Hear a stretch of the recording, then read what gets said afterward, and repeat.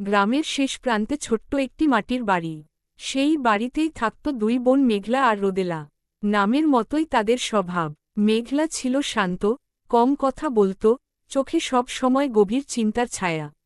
আর রোদেলা ছিল হাসি খুশি, সারাক্ষণ কথা বলত, তার হাসিতে যেন ঘরের অন্ধকারও উজ্জ্বল হয়ে উঠত।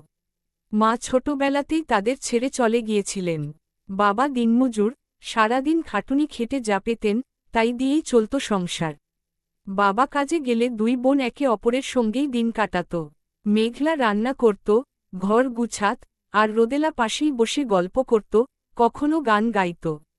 অভাব তাদের জীবনে নিত্যসঙ্গী হলেও ভালোবাসার অভাব ছিল না। মেঘলার স্বপ্ন ছিল পড়াশোনা করে শিক্ষিকা হবে। রোদেলা সেই স্বপ্নে রং লাগাত। সে বলত, তুই বড় আপু, তুই সফল হবি, আমি তোর পাশে থাকব। অথচ রোদেলার নিজের স্বপ্নের কথা সে খুব একটা বলত না। তার আনন্দ ছিল আপুর হাসিতে। একদিন বাবা অসুস্থ হয়ে পড়লেন। কাজ বন্ধ, সংসারে নেমে এলো আরও কষ্ট। মেঘলা পড়াশোনা ছেড়ে দেওয়ার কথা ভাবল। সেই রাতে রোদেলা চুপচাপ বসেছিল। হঠাৎ সে বলল, আপু, তুই পড়াশোনা ছাড়বি না? আমি কাজ করব। মেঘলা অবাক হয়ে তাকাল। ছোট বোনের চোখে সে অদ্ভুত দৃঢ়তা দেখল। পরদিন থেকেই রোদেলা গ্রামের এক দোকানে কাজ শুরু করল। সকালে স্কুল, বিকেলে কাজ, রাতে ক্লান্ত শরীর নিয়ে বাড়ি ফেরা। তবু সে হাসত। মেঘলা সেই হাসির আড়ালে লুকোনো কষ্ট বুঝত, কিন্তু কিছু বলত না। সে শুধু মন দিয়ে পড়াশোনা করত, যেন বোনের পরিশ্রম বৃথা না যায়।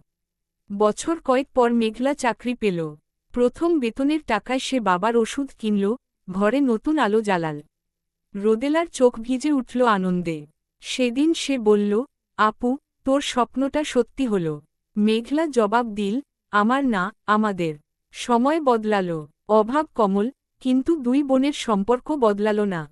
আজও সন্ধ্যায় তারা একসঙ্গে বসে গল্প করে। মেঘলা কথা বলে কম, রোদেলা বেশি। কিন্তু দুজনের হৃদয়ের ভাষা এক।